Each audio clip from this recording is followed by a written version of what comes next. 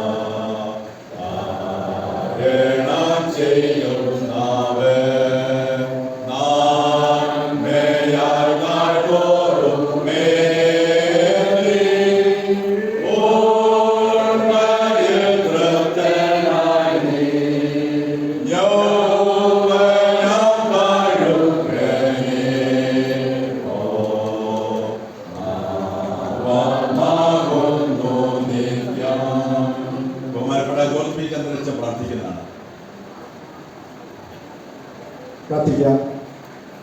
പിതാവിന്റെയും പുത്രന്റെയും പരിശുദ്ധാത്മാവിന്റെയും നാമത്തിൽ ആമേൻ. തലമുറകളെ സഖ്യമായിരിക്കുന്ന ദൈവമായ കർത്താവേ, ഈ മനോഹരമായ ദിവസത്തെ ഉച്ചരിക്കുന്ന സമയത്തിന് വേണ്ടി നമ്മളോട് സമർപ്പണം ചെയ്യുന്നു. ഇത് മഹാഭാരതത്തിലൊക്കെ ആരംഭിക്കുവാനും അവതരിപ്പിക്കുവാനും കർത്താവെ അതിന് ശേഷമാണ് ഞങ്ങൾ മഹാഭാരതത്തിലുള്ള ഈ പ്രത്യേകമായ മീറ്റിങ്ങിന് കർത്താവെ ജനത്തോട് കൊന്തുരി സഭാജിയിലുള്ള അതേ ആദിവാസി അതേ നേരിടുന്ന വിധമായ പ്രശ്നങ്ങളെക്കുറിച്ച് കർത്താവ് ഞങ്ങൾ ഒരുമിച്ച് ചർച്ച ചെയ്യുവാനും അത് പ്രശ്നം പരിഹാരം കാണുവാനായിട്ട് ഞങ്ങൾ പ്രകാരമുള്ള ഒരു മേഖലാ സമ്മേളനം നടത്തുവാൻ ആഗ്രഹിക്കുന്ന വലിയ കമ്മിക്ക് വേണ്ടി സ്വാഗതം ചെയ്യുന്നു. കർത്താവ് ഈ സമ്മേളനത്തിന്റെ അധ്യക്ഷനായി അംഗീകരിക്കണമേ. കർത്താവ് നടക്കുന്ന ചർച്ചകളും തീരുമാനങ്ങളേക്ക് അനുഗ്രഹമായി തീരുവാൻ കർത്താവ് സഹായിക്കണമേ എന്ന് പ്രാർത്ഥിക്കുന്നു. ഗവൺമെന്റ് നടത്തുന്ന സമയങ്ങളിൽ കർത്താവ് ലഭിക്കുന്ന വിധമായ സഹായങ്ങൾ വിധമായ അനുഗ്രഹങ്ങൾ ഞങ്ങൾക്ക് ആവശ്യമാണ്. കർത്താവ് പല കാര്യങ്ങൾ തടയപ്പെട്ടുകൊണ്ട് പ്രകാരം പ്രശ്നം കണ്ടെത്തുവാനും ചർച്ചയിൽ തീരുമാനം എടുക്കുവാനും കർത്താവ് പ്രശ്നങ്ങൾ ഗവൺമെന്റ് സ്ഥിതിയിൽ കൊണ്ടുവരുന്നത് കാരണം കർത്താവ് ആക്കണമേ എന്ന് പ്രാർത്ഥിക്കുന്നു. ക്ലാസ്സിനെ സ്വാഗതം ചെയ്യുന്നു. ചർച്ച നേതൃത്വത്തിനുള്ള പ്രിയ മക്കൾക്കായി പ്രാർത്ഥിക്കുന്നു. അവരുടെ നല്ല ആലോചന ലഭിക്കുവാൻ കർത്താവ് സഹായിക്കണമേ എന്ന് പ്രാർത്ഥിക്കുന്നു. പ്രത്യേകിച്ച് ഞങ്ങൾ കൂടിയിരിക്കുന്ന ആളായി കണ്ടുപിടിക്കേണ്ട സ്വന്തം അച്ഛന് വേണ്ടി സ്വന്തം ജീവിക്കണം ചോദിക്കുന്ന എല്ലാ മക്കളെയും അവർ പ്രാർത്ഥിക്കുന്നു. കർത്താവ് ഈ വിഭാഗത്തിന്റെയും ലീഡേഴ്സായി വന്നിരിക്കുന്ന എല്ലാ മക്കളെയും ഏൽപ്പിച്ചുകൊണ്ട് പ്രാർത്ഥിക്കുന്നു. സുഖ്യമായ അനുഗ്രഹവും ആലോചനയും അവർ നൽകണം. ഞാൻ വന്നുപോലെ കർത്താവെ പുതിയ ചിന്ത പ്രാപിച്ചതായി പുതിയ ശക്തി പ്രാപിച്ചതായി മടങ്ങിപ്പോയി സഹായിക്കണം. ഞങ്ങളുടെ ശ്രീ മഹാദേവിക്ക് വേണ്ടി സ്വന്തം ചെയ്യുന്നു. മഹാരാഗമാനമാണ് ഈ പ്രശ്നങ്ങളെ അവരോട് പരിഹരിക്കപ്പെടുവാൻ കർത്താവെ ആഗ്രഹമായി പ്രാർത്ഥിക്കുന്നു. സകല മഹത്വവും ആരോഗ്യം ലഭിക്കണം. വിശ്വസിച്ച് പ്രാർത്ഥിക്കുന്നു. ഏതോ കേൾക്കണമേ. സങ്കീർത്തനം പ്രിയപ്പെട്ട പ്രിയപ്പെട്ട രുചിമന്ദ വായിക്കുന്നതാണ്. ഭൂമി അതിന്റെ പൂർണ്ണതയും ഭൂതലം അതിന്റെ നിവാസികളുടെ അനുഭവിക്കുന്നതാകുന്നു. സമുദ്രങ്ങളുമെല്ലാം അവനെ സ്ഥാപിച്ചു, നദികളുടെ മേൽ അവനെ ഉറപ്പിച്ചു. യഹോവയുടെ പർവ്വതത്തിൽ അവൻ കയറും, അവന്റെ ശുദ്ധസ്ഥലത്താൽ നിൽക്കും. വെളുപ്പുള്ള കൈയും നിർമ്മല ഹൃദയമുള്ളവൻ, വ്യാജത്തിന് മനസ്സ് വയ്ക്കാതെയും കള്ളസത്യം ചെയ്യാതെയും ഇരിക്കുന്നവൻ. അവൻ യഹോവയുടെ അനുഗ്രഹവും തന്റെ രക്ഷയുടെ ദൈവത്തോട് നീതിയും പ്രാപിക്കും. ഇതാകുന്നു അവനെ നിൽക്കുന്നവരുടെ തലമുറ. യാക്കോബിന്റെ ദൈവമേറ്റിൽ മുഖമന്വേഷിക്കുന്നവരെ തന്നെ. വാതിലുകളെ നിങ്ങളുടെ തലകളെ ഉറന്നിരിപ്പീൻ, പണ്ടുള്ള കഥകളെ ഉറന്നിരിപ്പീൻ. മഹത്വത്തിന്റെ രാജാവ് പ്രവേശിക്കട്ടെ. മഹത്വത്തിന്റെ രാജാവ് ബലവാനും വീരനുമായ യഹോവ, യുദ്ധവീരനായ യഹോവ തന്നെ. വാതിലുകളെ നിങ്ങളുടെ തലകളെ ഉറന്നിരിപ്പീൻ, പണ്ടുള്ള കഥകളെ ഉറന്നിരിപ്പീൻ. മഹത്വത്തിന്റെ രാജാവ് പ്രവേശിക്കട്ടെ. മഹത്വത്തിന്റെ രാജാവ് സൈന്യങ്ങളെ യഹോവ തന്നെ. അവനാകുന്നു മഹത്വത്തിന്റെ രാജാവ്. പിതാവിനും പുത്രനും പരിശുദ്ധാത്മാവിനും മഹത്വം ഉണ്ടാകട്ടെ. ഏവർക്കും ഇരിക്കാം.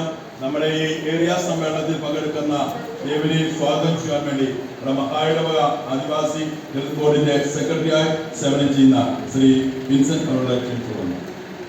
ദൈവകൃപയാൽ CSIS കേരള മഹായിടവക ദളിത് ആദിവാസി ബോർഡിന്റെ നേതൃത്വത്തിൽ ദളിത് ആദിവാസി വിഭാഗങ്ങളുടെ ഉന്നമനത്തിനും അവർ നേരിടുന്ന പ്രശ്നങ്ങളിൽ ഇടപെടുവാനും ഒരുമിച്ച് CSIS കേരള മഹായിടവകയിൽ പ്രതിദാനം ചെയ്യുന്ന ദളിത് ആദിവാസി ദളിത് പിന്നാക്ക വിഭാഗങ്ങളിൽപ്പെട്ട ജനതയുടെ കാലാകാലങ്ങളിലുള്ള ആവശ്യങ്ങൾക്ക് ഒരു മനസ്സോടുകൂടി ഒറ്റക്കെട്ടായി ഒരു കൊടിക്കീഴിൽ അണിനിരന്നുകൊണ്ട് കോടതിപരമായും അതുപോലെ തന്നെ മറ്റ് പലവിധമായിരിക്കുന്ന പ്രശ്നങ്ങളും ഇന്ന് നേരിട്ടുകൊണ്ടിരിക്കും. ക്രിമിനൽ പോലുള്ള വിഷയങ്ങൾ നേരിട്ടുകൊണ്ടിരിക്കുകയാണ്.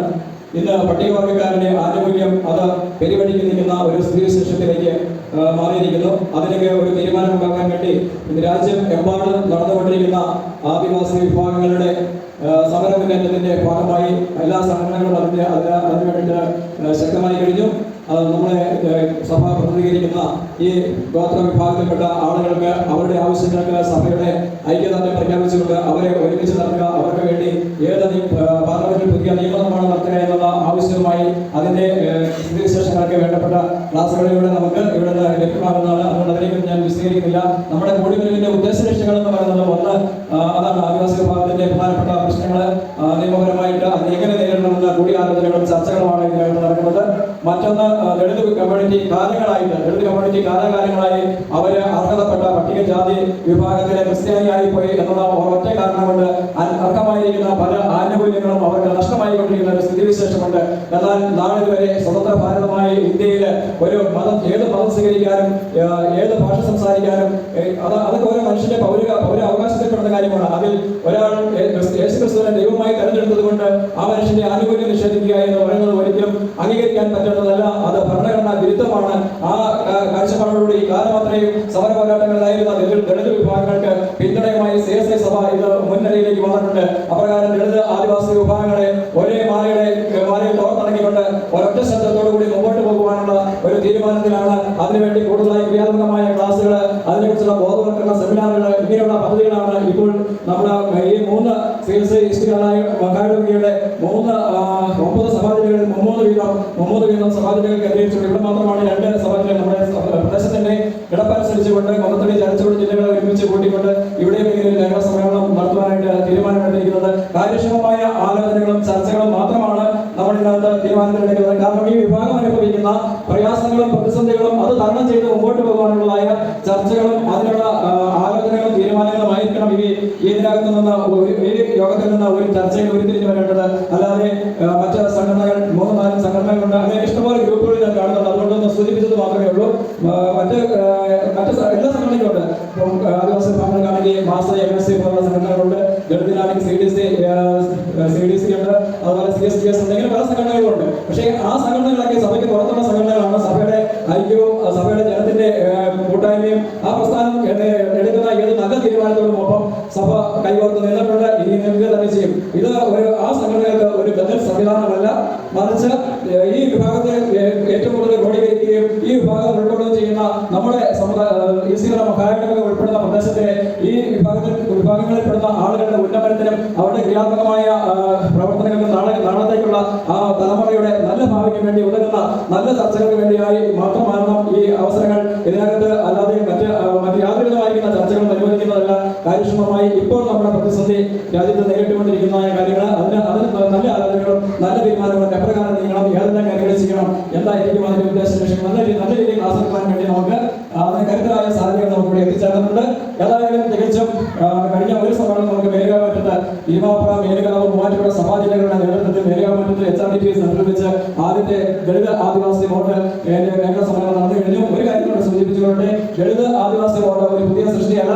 CSI മഹാഇടവക തുടങ്ങിയ കാലങ്ങളിൽ ഉള്ളത് തന്നെയാണ്. സെനറ്റ് അംഗീകരിച്ചിട്ടുള്ളതും സെനറ്റിൽ നിന്ന് ഉള്ളതുമാണ് ഈ ദളിത് ആദിവാസി ബോർഡ് എന്ന് പറയുന്നത്. അത് ഈ കാലത്ത് സാമൂഹ്യമായിരിക്കുന്ന നമ്മുടെ പശ്ചാത്തലങ്ങളിൽ നമ്മളെ സജീവമാക്കി എടുക്കേണ്ടതിന്റെ ആവശ്യകത ഉള്ളതുകൊണ്ട് നമ്മൾ കരുത്തരായിട്ട് മുമ്പോട്ട് പോകുന്ന ഒരു നിലപാടിലേക്ക് വന്നു. അപ്പോഴാണ് സമൂഹം അറിയാൻ തുടങ്ങിയതെന്ന് മാത്രമേ ഉള്ളൂ. ഇത് പണ്ടേ ഉണ്ടായിരുന്നതാണ്. ഇനി ഇത് ശക്തമായി തന്നെ മുമ്പോട്ട് പോകാനായിട്ട് ഇടയായിത്തീരും. ഏതായാലും ഞാൻ ഇനി ദീർഘിപ്പിക്കുന്നില്ല. കാരണം കുറച്ച് ആളുകൾ മറ്റ് ചർച്ചകൾ ഇതിനകത്ത് അനുവദിക്കില്ല എന്ന് പറഞ്ഞത് ഈ ചർച്ചകൾ നമുക്ക് ഗുണകരമായി പോസിറ്റീവ് എനർജിയോടുകൂടി മുമ്പോട്ട് പോകാൻ വേണ്ടിയാണ് മറ്റു ചർച്ചകൾ അനുവദിക്കില്ല എന്ന് പറഞ്ഞത്. അതുകൊണ്ട് ഈ കാര്യക്ഷമമായ ആലോചനയിലും ചർച്ചയിലും എല്ലാവരെയും ഞാൻ ക്ഷണിക്കും. പിന്നെ ഇതിനകത്ത് കുറച്ച് എല്ലാവരുടെയും പേരുകളൊന്നും പ്രോട്ടോകോൾ അനുസരിച്ചൊന്നുമല്ല നോട്ടീസിൽ വിഭാവനം ചെയ്തിരിക്കുന്നത്. ഒരു സന്ദേശം കൊടുത്തിരുന്നു, മിക്ക സമുദായ സംഘടനകളുടെയും ഗ്രൂപ്പുകളിലേക്ക് ഒരു സന്ദേശം കൊടുത്തിരുന്നു. അതായത് ഇതിനെക്കുറിച്ച് ആലോചിക്കുന്നതിന് വേണ്ടി ഈ കഴിഞ്ഞ 5-ാം തീയതി ഞായറാഴ്ച ഈ ദേവാലയത്തിൽ വെച്ച് തന്നെ ഒരു ആരാധന യോഗം കൂടുകയും അതിന്റെ ഏതൊക്കെ രീതിയിൽ മുമ്പോട്ട് പോകണമെന്ന കൂട്ടായിട്ടുള്ള അതിനകത്ത് മിക്ക സംഘടനകളുടെയും പ്രതിനിധികൾ ഉണ്ടായിരുന്നു. അങ്ങനെ കൂട്ടായിട്ട് ആലോചിച്ച് തീരുമാനിച്ചതിന് പ്രകാരമാണ് ഇങ്ങനെ ഒരു പ്രോഗ്രാം സജഷൻ ചെയ്തിരിക്കുന്നത്. അപ്പോൾ ഇവിടെ ഇതിനകത്ത് സംഘടനാ പ്രതിനിധികളുണ്ട്. പ്രധാനമായിട്ടും ഈ യോഗത്തിൽ രണ്ട് ഉദ്ഘാടന സെക്ഷനിൽ കഴിഞ്ഞാൽ ഉടനെ തന്നെ രണ്ട് പ്രധാനപ്പെട്ട ക്ലാസ്സുകൾ, ഒരു സെമിനാറുകൾ നിങ്ങൾക്ക് രണ്ട് ലീഡർമാരുണ്ട്. രണ്ട് വിഭാഗത്തിന്റെയും പ്രശ്നങ്ങളെ കുറിച്ച് സംസാരിക്കുന്നതിന് വേണ്ടി കരുത്തരായ രണ്ട് ലീഡർമാരുടെ ഈ വിഷയങ്ങൾ അവതരിപ്പിക്കും. അവതരിപ്പിക്കുന്ന വിഷയത്തിന്റെ ചർച്ചകളാണ് ഇവിടെ നടക്കേണ്ടത്.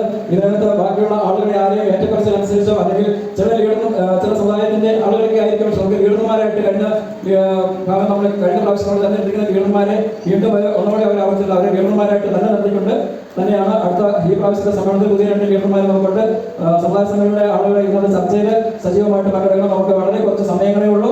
ആ സമയത്തിന് കാര്യക്ഷമമായ ആലോചനകൾ നടക്കണം. അതുകൊണ്ട് ആരെയും ചെറുതാക്കി ഒരു സംഘടനകളെയും ഒരു നേതാക്കന്മാരെയും ഒരു പ്രതിനിധികളെയും സഭയുടെ ആയിട്ട് സമുദായത്തിന്റെ ആയിക്കോട്ടെ സംഘടനകളുടെ ആയിക്കോട്ടെ രാഷ്ട്രീയത്തിന്റെ ആയിക്കോട്ടെ ഒരു സംഘടനകളെയും ചെറുതായി കാണിച്ചിട്ടില്ല. ഇതിനകത്ത് നമ്മൾ ഇതെല്ലാം കൂടെ ഉൾക്കൊള്ളുന്നതാണ് CSI സഭ എന്ന് പറയുന്നത്. നമ്മുടെ ആളുകളാണ് ഇതിനകത്ത്. ഇപ്പം മാസിന്റെ ആയാലും MSCP-ന്റെ ആയാലും CDC-ന്റെ ആയാലും CSDS-ന്റെ ആയാലും അതുപോലെ തന്നെ നമ്മളിവിടെ കൂട്ടുവന്നിരിക്കുന്ന പഞ്ചായത്ത് പ്രതിനിധികളായാലും ഓരോമാരായാലും പ്രൊമോട്ടർമാരായാലും ഇതിനകത്ത് വന്നിരിക്കുന്ന സകലരും CSI സഭയുടെ മെമ്പർമാരായിരിക്കുന്നുണ്ട്. ഇതിന് വേറൊരു തരംതിരിവുകളില്ല. നമുക്ക് നമ്മൾ തെരഞ്ഞെടുത്ത നമ്മളുടെ ആളുകളാണ് ഇവിടെ ഉള്ളത്. അതുകൊണ്ട് ആദിവാസി രണ്ടുപോലെ എല്ലാവരെയും ഉൾക്കൊള്ളുന്നു. ഇവരെല്ലാം ഈ സമൂഹത്തെ നിലനിർത്തിക്കൊണ്ട് വിവിധ തസ്തികകളിൽ ഈ പിന്നോക്ക നിന്നുകൊണ്ട് പ്രതിദാനം ചെയ്യുന്ന ആ തസ്തികകൾ നിന്നുകൊണ്ട് തന്നെ നമുക്ക് മുമ്പോട്ട് പോകാനായിട്ട് കഴിയണം. ഈ കാണുന്ന നിലകളൊന്നും നമ്മുടെ ആനുകൂല്യം നഷ്ടപ്പെട്ടു പോയി കഴിഞ്ഞാൽ സംവരണ ലിസ്റ്റിൽ നിന്ന് ആണ് നമുക്കിന്ന് പല ആനുകൂല്യങ്ങളും ഒരു സ്ഥാനാർത്ഥി പോസ്റ്റ് പോലെ കിട്ടിക്കൊണ്ടിരിക്കുന്നത്. കൂടുതലും പിന്നെ ചില ആളുകളുടെ മിടുക്കുകൊണ്ട് അവര് പിടിച്ചു മേടിച്ച് ജനറലായിട്ടുള്ള ചില പൊസിഷനുകളൊക്കെ വന്നിട്ടുണ്ട്. എന്നാൽ പോലും നമുക്ക് വളരെ ദയനീയമായ അവസ്ഥ എന്ന് പറയുന്നത് ഇപ്പോഴും ത്രിതല പഞ്ചായത്തുകൾക്കുള്ളിൽ നമ്മുടെ പ്രതിനിധികളും രാഷ്ട്രീയവും തീർന്നു പോവുകയാണ്. അതിന് മുകളിലേക്ക് ഒരു സ്റ്റെപ്പ് വയ്ക്കാനായിട്ട് നമുക്ക് കഴിയുന്നില്ലാത്തതിന്റെ കാരണം നമ്മുടെ കൂടിവരവിന്റെ കുറവ് കൊണ്ടാണ്. മറ്റൊരു കാര്യമുണ്ട്. പലരും ചോദിക്കുന്ന ഒരു ചോദ്യമുണ്ട്. മറ്റു സഭകൾ പ്രഖ്യാപിക്കുന്നത് പോലെ തിരുമേനിക്ക് ഒരു ഇടയലേഖനം വായിച്ചാൽ സഭ കൂടുതൽ കിട്ടില്ല എന്ന് പല പ്രാവശ്യം പല ഇടയലേഖനങ്ങളും വായിച്ചു നോക്കി. പക്ഷേ അവിടെ കാണുന്ന ജനവുമായിട്ട് ആ കൂടിവരവിന്റെ ജനവുമായിട്ട് നമുക്ക് സമൂഹത്തിന്റെ മധ്യത്തിലേക്ക് ഇറങ്ങിച്ചെല്ലാൻ പറ്റത്തില്ല. സമൂഹത്തിന്റെ മധ്യത്തിലേക്ക് ഇറങ്ങിച്ചെല്ലുമ്പോൾ വേണ്ടത് തലയെണ്ണമാണ്. മറ്റു സമുദായങ്ങൾ കാണിക്കുന്നത് അവരുടെ എണ്ണപ്പെരുപ്പത്തിലാണ്. ഞങ്ങൾ ഒരു ഐക്യമാണ്, ഒരു സമൂഹമാണ്. ഒറ്റക്കെട്ടായി ഞങ്ങൾ തീരുമാനിച്ചാൽ പല രാഷ്ട്രീയ സംഘടനകളെയും ജനാധിപത്യ വ്യവസ്ഥയിൽ തെരഞ്ഞെടുപ്പ് നടക്കുമ്പോൾ പലരെയും മറിച്ചിടാനും പലരെയും കയറ്റാനും ഞങ്ങളെ കൊണ്ടാവും എന്നുള്ള തെളിവ് നമുക്ക് സമൂഹത്തിന് ബോധ്യപ്പെടുത്തി കൊടുക്കണമെങ്കിൽ നമ്മുടെ അംഗസംഖ്യ കൊച്ചു കുട്ടികളടക്കം എല്ലാവരും നമ്മൾ ഒരുമിച്ച് കൂടുന്ന ഒരു സമ്മേളന വേദികൾ പൊതുവേദിയിലേക്ക് ഇറങ്ങാനുള്ള സാഹചര്യം ഉണ്ടായാൽ നമ്മുടെ പ്രധാനപ്പെട്ട പട്ടണങ്ങളിലേക്ക് സമ്മേളനമായിട്ട് തന്നെ മുമ്പോട്ട് വരും. നമ്മുടെ ആവശ്യങ്ങൾ പരസ്യമായിട്ട് പ്രഖ്യാപിക്കും. അതിന് ഇടയലേഖനങ്ങൾ ഉണ്ടാകും. അങ്ങനെ ഇടയലേഖനങ്ങൾ ഉണ്ടായാൽ സഭ ഒറ്റക്കെട്ടായിട്ട് അംഗീകരിക്കും. അങ്ങനെ ഒരു നിലപാടിലേക്ക് വന്ന സഭ അഭിമാനത്തോടു കൂടി നിലനിൽക്കും. തുടർന്നുള്ള ചർച്ചകളും കാര്യങ്ങളും ഒക്കെ നാളത്തെ നമ്മുടെ സാമൂഹ്യ രാഷ്ട്രീയ ഭാവി നിശ്ചയിക്കുന്നതാകട്ടെ, തുടർന്നുള്ള നമ്മുടെ പ്രവർത്തനങ്ങൾക്ക് ആവേശം നൽകുന്നതാകട്ടെ, ആരോഗ്യം നൽകുന്ന ചർച്ചകളാകട്ടെ എന്നൊരിക്കൽ കൂടി ആശംസിച്ചുകൊണ്ട് ഞാൻ എന്റെ കർത്തവ്യത്തിലേക്ക് കിടക്കുന്നു. ദൈവകൃപയാൽ ഇന്നിങ്ങനെ ചർച്ചയുടെ ആയിട്ട് ചർച്ചയുടെ കൊണ്ടത്തടി സഭാ ജില്ലകളുടെ നേതൃത്വത്തിൽ ഇന്നിങ്ങനെ ഒരു മേഖലാ സമ്മേളനം നടത്തുവാൻ നല്ല ആലോചന പറഞ്ഞു തന്നത് CSI സഭയുടെ അഭിവന്ദ ബിഷപ്പ് തിരുമേനി ഫ്രാൻസിസ് തിരുമേനിയാണ്. തിരുമേനി ഇന്ന് സ്ഥലത്തില്ലാത്തത് കൊണ്ട് നമ്മുടെ യോഗത്തിന് ഒരു തടസ്സം വരാൻ പാടില്ല. ഞാനില്ല എന്ന് വിചാരിച്ച് യോഗത്തിന് കുറവ് സംഭവിക്കരുത്. അതുകൊണ്ട് യോഗം നടക്കാൻ തീരുമാനിച്ച ഡേറ്റിൽ തന്നെ നടക്കണമെന്ന് പറഞ്ഞിട്ടുണ്ട്. അല്ലെങ്കിൽ തീർച്ചയായിട്ടും ഇത് ഉദ്ഘാടനം ചെയ്യുന്നത് തിരുമേനിയാണ്. പക്ഷെ നമ്മളിപ്പോൾ തിരുമേനിയുടെ അസാന്നിധ്യത്തിൽ തിരുമേനിയുടെ പരിപൂർണ്ണ സമ്മതത്തോടു കൂടി ഈ യോഗം ഇങ്ങനെ മുമ്പോട്ട് പോവുകയാണ്. ഈ യോഗത്തിൽ അഭിമന്യ ബിഷപ്പിന് നല്ല ആലോചനകളും തീരുമാനങ്ങളും ആദിവാസി ദളിത് ജനതയ്ക്ക് എന്ന് കരുത്തേണ്ടത് തിരുമേനിയാണ്. ബഹുമാനപ്പെട്ട തിരുമനസിനെ നമ്മുടെ ഓരോരുത്തരുടെയും പേരിൽ ഈ മേഖലാ സമ്മേളനത്തിന്റെ പേരിൽ ഞാൻ ആദ്യമായി സ്വാഗതം ചെയ്തു കൊടുക്കുന്നു. അതുപോലെ തന്നെ ഇന്ന് യോഗത്തിന്റെ തിരുമേനിയുടെ സാന്നിധ്യം ഉണ്ട്. നമ്മുടെ ഈ യോഗത്തിന്റെ അധ്യക്ഷനായിട്ട് ആരെ തീരുമാനിക്കണമെന്ന് നമ്മൾ പ്ലാൻ ചെയ്തപ്പോൾ തന്നെ ഏകസ്വരത്തോടു കൂടി ഊർജ്ജസ്വലമായി ഇങ്ങനെ ഒരു കോർഡിനേഷൻ കമ്മിറ്റിക്ക് നേതൃത്വം നൽകിയത് ബഹുമാനപ്പെട്ട കഞ്ഞിക്കുഴി സഭയുടെ ഇടപെട്ടക്കാരനായിരുന്ന റവറൻഡ് ബിജു കെ തോമസ് അച്ഛനാണ്. അച്ഛൻ തന്നെ ഈ യോഗത്തിന്റെ അധ്യക്ഷനായിരിക്കണം. കഞ്ഞിക്കുഴി സഭയുടെ ഇടപെട്ടക്കാരനായിരിക്കുന്ന ബഹുമാനപ്പെട്ട റവറൻഡ് ബിജു കെ തോമസ് അച്ഛൻ ഞങ്ങളുടെ ക്ഷണം സ്വീകരിക്കുകയും സന്തോഷത്തോടു കൂടി സ്ഥാനത്തേക്ക് വരികയും ചെയ്തിട്ടുണ്ട്. നമുക്ക് എല്ലാവർക്കും അറിയാവുന്ന പോലെ പ്രിയ ബിജു അച്ഛൻ നമ്മുടെ ഈ യോഗത്തിന്റെ അധ്യക്ഷനായിട്ട് നമ്മളെല്ലാവരുടെയും പേരിൽ വിശേഷ ഈ ആദിവാസി ദളിത് ബോർഡിന്റെ രണ്ടാമത്തെ മേഖലാ സമ്മേളനത്തിന്റെ അധ്യക്ഷന് ഈ ഞങ്ങളുടെ എല്ലാവരുടെയും പേരിൽ ഈ ദളിത് ആദിവാസി ബോർഡിന്റെ പേരിൽ ഹാർദവമായി സ്വാഗതം ചെയ്യുന്നു. അതുപോലെ നമുക്കുള്ള ഇതിന്റെ ഉദ്ഘാടകനായിട്ട് എത്തിച്ചേർന്നിരിക്കുന്നത് നമ്മുടെ സഭയുടെ തന്നെ ഈ രണ്ട് ജില്ലകൾ കേന്ദ്രീകരിച്ചിട്ടുള്ള പ്രോഗ്രാമാണല്ലോ. എപ്പോഴും നല്ല പുരോഗമന ചിന്താഗതി പങ്കുവയ്ക്കുകയും നമ്മുടെ സമൂഹം ഇങ്ങനെ പോയാൽ പോരാ, നമ്മുടെ സമൂഹം മറ്റുള്ള സമൂഹമായി മാറ്റൊരിച്ച് ഒന്നാമതിലെത്തണം എന്ന ആശയം തന്റെ ഇടവക ശുശ്രൂഷകളിൽ കൂടെ പ്രഖ്യാപിക്കുന്ന നമ്മുടെ ബഹുമാനപ്പെട്ട ജില്ലാ ചെയർമാൻ റവൻ ജോസഫ് പി ചാക്കോച്ചനാണ്. അച്ഛന്റെ സാന്നിധ്യം വളരെ സന്തോഷകരമായി ഞങ്ങൾ മനസ്സിലാക്കുന്നു.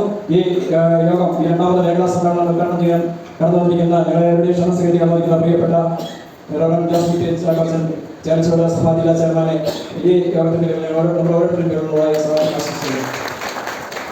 അതുപോലെ തന്നെ ഈ ചർച്ചകൾക്ക് നല്ല നേതൃത്വം കൊടുക്കാൻ കഴിഞ്ഞ പ്രാവശ്യം നമ്മുടെ മാസത്തിലെ ജനപ്രതിനിധിയായിരുന്ന സംസ്ഥാന ജനറൽ സെക്രട്ടറി ശ്രീ ജോൺസൺ മാഷിനെയും അതുപോലെ തന്നെ മാസ്റ്റർ ഷാജി പീറ്റർ അവരുടെയുമായിരുന്നു കഴിഞ്ഞ പ്രാവശ്യം നമ്മൾ മേഖലകളിൽ ക്ലാസ്സുകൾക്ക് നേതൃത്വം കൊടുക്കാൻ ക്ഷണിച്ചിരുന്നത്. ഈ പ്രാവശ്യം നമ്മുടെ സഭയിൽ നമുക്ക് ഈ സമ്മേളനത്തിൽ ഊർജ്ജസ്വലമായ ക്ലാസ്സുകൾ നൽകുവാനായി നമ്മളോട് സംസാരിക്കാനും ഇതിൻ്റെ വിഗതികളൊക്കെ കൃത്യമായിട്ട് ചർച്ച ചെയ്യപ്പെടും. അനുഗ്രഹപൂർണ്ണമായ നല്ല ചർച്ചകൾ ഇതിനകത്തുണ്ടാകും. അതിനായി നമ്മൾ ക്ഷണിച്ചിരിക്കുന്നത് നമ്മുടെ CSST കേരള മഹായിടവക വൈദിക സെക്രട്ടറിയായി സേവനമനുഷ്ഠിക്കുന്ന റവറൻ ബിജോയ് അച്ഛനാണ്. ബിജോയ് അച്ഛനെ നിങ്ങൾക്ക് പരിചയപ്പെടുത്തേണ്ട കാര്യമില്ല.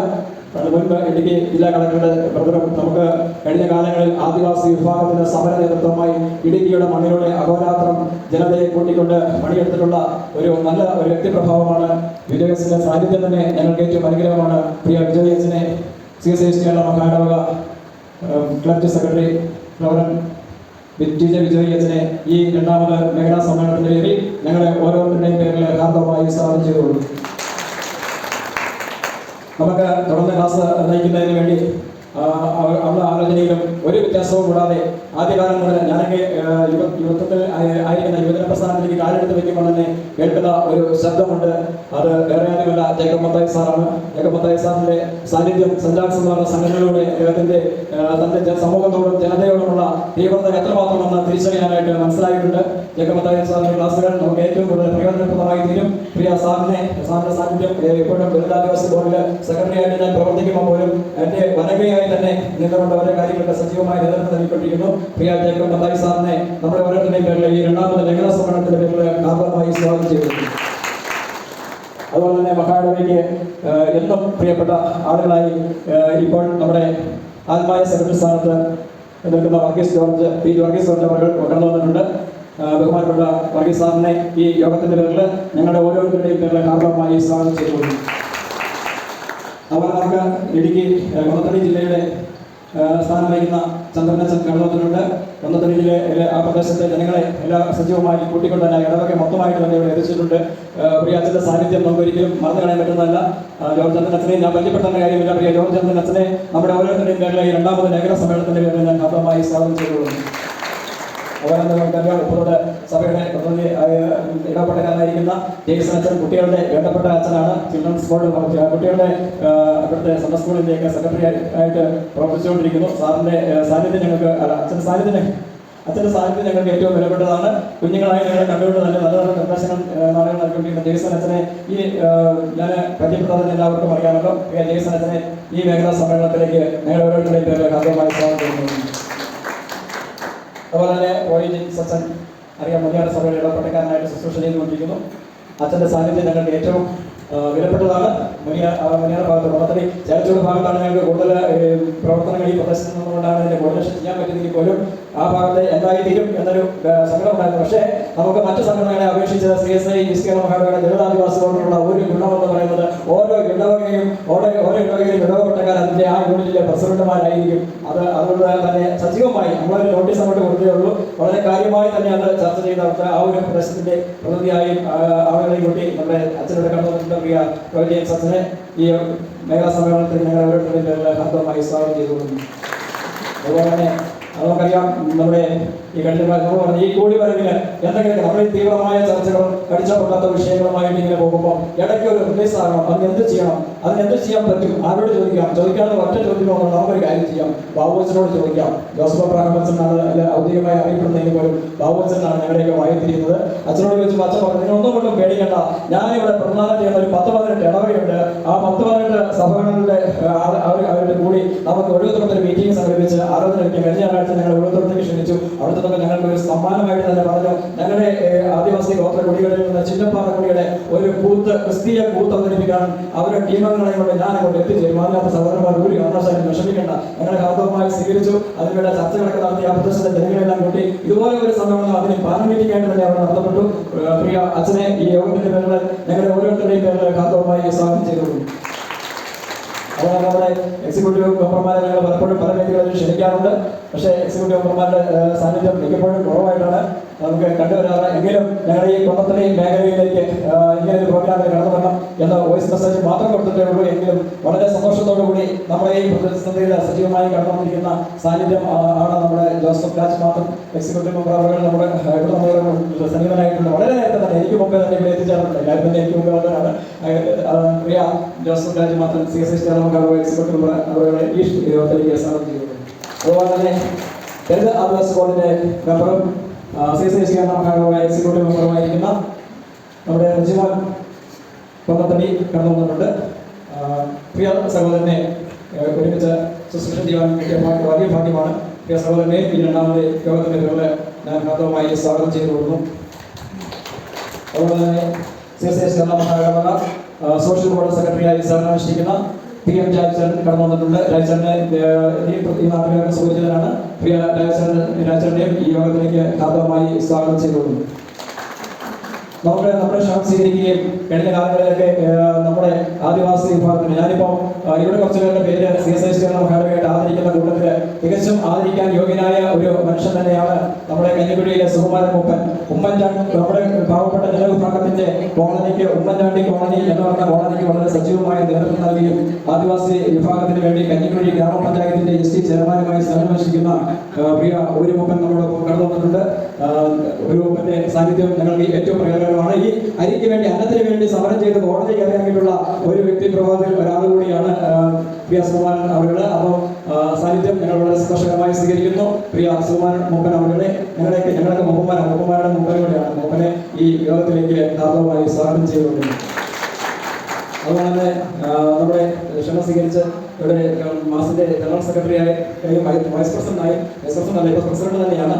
നമുക്ക് ഇവിടെ സമുദായ സംഘടനകളെ പ്രതികരിച്ച് കടന്നുവന്നിരിക്കുന്ന പ്രിയ ടിൻസി തോമസ് അവരുടെ ഇനി പരിചയപ്പെടുത്തേണ്ട കാര്യമില്ല.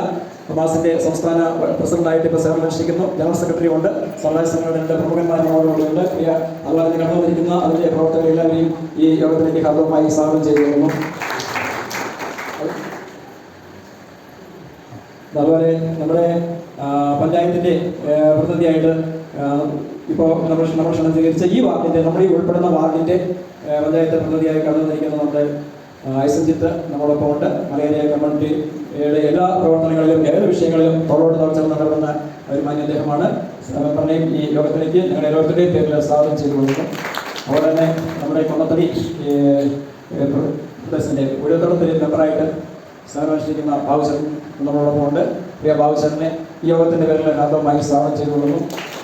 അതുപോലെ നമ്മുടെ മിഷണറിമാരായി സേവനമനുഷ്ഠിക്കുന്ന നമുക്ക് വിക്ടോറിയ വിൽസൺ മെമ്പർ കൊന്നത്തടി ഞാൻ പറ്റിപ്പെടുന്ന ഇരുത്തോടുകാരന് സുപരിചിതമാണ്. ഇങ്ങോട്ടോ ഫ്രണ്ടിലേക്ക് വന്നുകൊണ്ട് നമ്മുടെ സാധാരണ ഞാൻ ആദ്യമേ എല്ലാവരുടെ ഫ്രണ്ടിലേക്ക് കയറിയിരിക്കുക. ഇങ്ങനെ ജനപ്രതിനിധികളായിട്ട് ആരും വന്ന് ഇടയ്ക്ക് വന്നിരിക്കരുത്. ഉപദേശിമാരായി മിഷണറിമാരായി കടന്നു വന്നിരിക്കുന്നവർ ഫ്രണ്ട് ബന്ധികളിലേക്ക് കടന്നു വരണമെന്ന് ഞാൻ ആദ്യമേ തന്നെ പറഞ്ഞതിന്റെ പ്രത്യേകത അതൊക്കെ തന്നെയാണ്. അപ്പോൾ നിങ്ങളുടെ ഓരോരുത്തരുടെയും സാന്നിധ്യം ഞങ്ങൾ വരുത്തുന്നതാണ്. വിക്ടോറിയ മെമ്പർ പ്രിയ വിക്ടോറിയ മെമ്പറിനെ ഈ യോഗത്തിന്റെ പേരിൽ രണ്ടാമത് ദളിത് ആദിവാസി മേഖലാ സമ്മേളനത്തിലേക്ക് ഹാർദവമായി സ്വാഗതം ചെയ്തുകൊള്ളുന്നു. അതുപോലെ ആരോഗ്യ മെമ്പർമാരെ കേട്ടില്ല ലിൻസി കുഞ്ഞുമാൻ അവരുടെയൊക്കെ ക്ഷണിച്ചിട്ടുണ്ടായിരുന്നു. മറ്റും വരും എന്ന് പ്രതീക്ഷിക്കുന്നു. പിന്നെ ഇവിടെ കടന്നത് ഏറ്റവും കൂടുതലായിട്ട് പറയുന്നത് ഇത്രയും ജനത്തെ ഇവിടെ വ്യത്യസ്തമായ നമ്മുടെ സഭാപ്രവർത്തകരുണ്ട്. സഭാപ്രവർത്തകരായിട്ട് ഇവിടെ കടന്നിരിക്കുന്ന എല്ലാവരുടെയും പേരെടുത്ത് പറയുക. അതുപോലെ കുറച്ച് പേര് പുറത്തും അവിടെ ഇവിടെയൊക്കെ സജീവമായിട്ട് വളരെ കാര്യങ്ങൾ ചെയ്യുന്നു. അതുകൊണ്ട് ഇവിടെ കടന്നിരിക്കുന്ന എല്ലാ ഈ ചേർച്ചയുടെ കൊന്നത്തടി സഭാ ജില്ലകളിലെ മുഴുവൻ സഭാപ്രവർത്തകരെയും അതുപോലെ മിഷണറിമാരായി ഞങ്ങളൊക്കെ കഴിഞ്ഞ ദിവസം ഇപ്പോൾ അവിടുത്തെ ഓരോ കുടികളിൽ നിന്ന് സുവിശേഷം ഇതിനു വേണ്ടിയിട്ട് സജീവമായി പ്രവർത്തിക്കുന്ന മിഷണറിമാർ കടന്നു വന്നിട്ടുണ്ട്. അവരെ ഓരോരുത്തരെയും അതുപോലെ തന്നെ ഈ CDCയുടെ ആയിട്ട് ഇന്ന് കടന്നു വരാൻ വന്ന ഷെറിൻ ടീച്ചറൊക്കെ ഉണ്ടായിരുന്നു. ടീച്ചറിന് ഒന്ന് വീട് നടുവും എന്നിരിക്കുകയാണ്. നടുവിൽ ചെറിയ സ്പോൺകോട്ടിന് ഹോട്ടലുണ്ട്.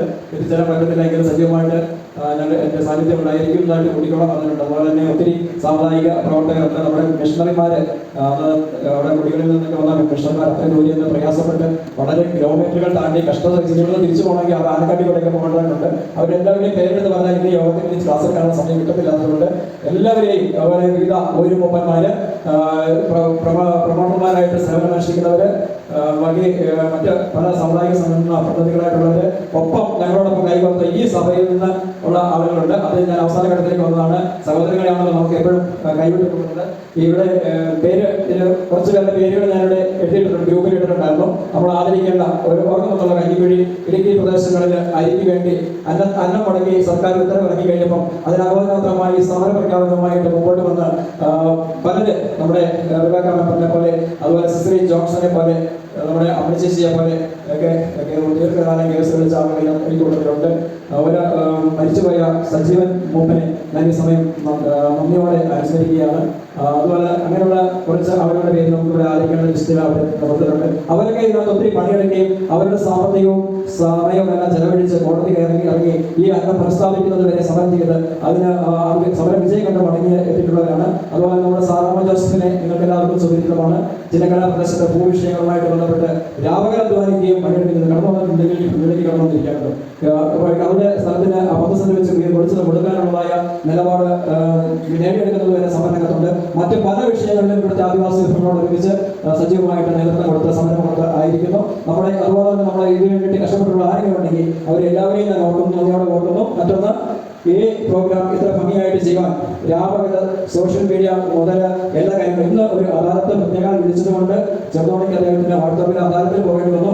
അഭിതാമസിക്കാൻ എത്തിച്ചേരുമെന്ന് അറിയിച്ചിട്ടുണ്ട്. വേറെ കാര്യമല്ല, നമ്മൾക്ക് എല്ലാവർക്കും സുപരിചിതനായ ജോൺസൺ സാമുവലാണ്.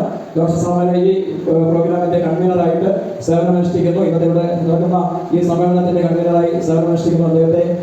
അതുപോലെ ഒപ്പം ചേർന്ന ഈ സഭയിൽ നിന്ന് ഈ സഭ ചർച്ച കമ്മിറ്റിയിലുള്ള ആളുകളും സമുദായ സംഘടന പ്രവർത്തകരുമായ ആളുകൾ ഇതിനുവേണ്ടി പണിയെടുത്തുകൊണ്ടിരിക്കുന്നു. നമുക്ക് പലവിധമായിട്ടുള്ള കൈത്താങ്ങൽ നൽകിക്കൊണ്ടിരിക്കുന്ന ആളുകൾ, സഹായിക്കുന്ന ആളുകൾ. അതുപോലെ തന്നെ ഏറ്റവും പ്രധാനപ്പെട്ട ഒരു കാര്യമാണ് നമ്മളിപ്പോഴും കൂടി ഇവിടെ നടന്നുകൊണ്ടിരിക്കുന്ന ഈ മീറ്റിംഗ് നമ്മുടെ രാജ്യത്ത് മുഴുവൻ എത്തിച്ചുകൊണ്ടിരിക്കുന്ന യൂട്യൂബറായി സേവനമനുഷ്ഠിക്കുന്ന നമ്മുടെ പ്രിയ ജോൺസൺ സാറിനെ യൂണിഫോമിൽ കണ്ടാൽ മാത്രമല്ല നമ്മൾ തിരിച്ചറിയുന്നത്. യൂണിഫോം അഴിച്ചു വെച്ച ആ സമയം മുതൽ ഇങ്ങനെ നമ്മുടെ ജനതയുടെ കാര്യങ്ങൾ പുറത്തായിരിക്കും. മറ്റു മാധ്യമങ്ങളൊന്നും നമ്മളെ തിരിഞ്ഞു നോക്കാനിരിക്കുന്ന സമയത്ത് നമ്മുടെ ഏത് വിഷയം നമ്മുടെ കൂടിച്ചേരലുകളും ഇന്ന് ഏറ്റവും ഭംഗിയായിട്ട് യൂട്യൂബ് വഴി ഇത് പ്രചരിപ്പിച്ചുകൊണ്ടിരിക്കുന്നത് നമ്മുടെ ജോൺസൺ സാറാണ്. സാറിനെയും ഞാനിപ്പോൾ ഈ പേരെടുത്ത് പറഞ്ഞാൽ എല്ലാവരെയും ഇവിടെ കൂടി വന്നിരിക്കുന്ന സമയം സാഹചര്യങ്ങളൊക്കെ മെനക്കെട്ടിലൂടെ കടന്നു വന്ന് ഈ ചർച്ചയിലൊക്കെ സജീവമായി പങ്കെടുത്ത് ഇത് വിജയപ്രദമാക്കി തീർക്കുവാൻ കടന്നു വന്നിരിക്കുന്ന എല്ലാ നല്ലവരായ ദളിത് ആദിവാസി ഗോത്ര വിഭാഗങ്ങളിൽപ്പെട്ട എല്ലാ മെമ്പർമാരെയും ഒരിക്കൽ കൂടി ആരെയെങ്കിലും വിട്ടുപോയിട്ടുണ്ടെങ്കിൽ അവരെയും ഞാൻ ഇതിനകത്ത് സ്വാഗതം ചെയ്തതായിട്ട്